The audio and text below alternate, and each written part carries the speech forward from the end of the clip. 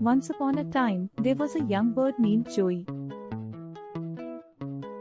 Joey loved to sing and would sing all day long. One day, he met a group of birds who were known for their beautiful singing.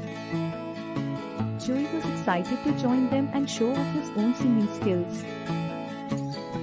However, the group of birds did not welcome Joey with open arms. They told him that his singing was not good enough and that he should leave. Joey felt sad and discouraged. He almost gave up on his dreams of becoming a great singer. But Joey didn't lose hope.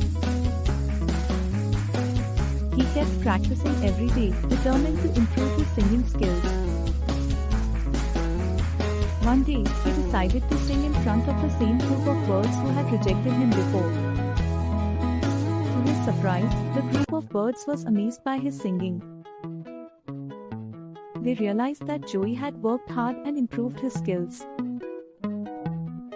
They welcomed him into their group and Joey became one of the best singers in the forest. The moral of the story is that hard work and perseverance pay off.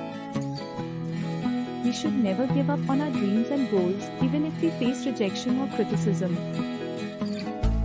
With determination and practice, we can achieve anything we set our minds to.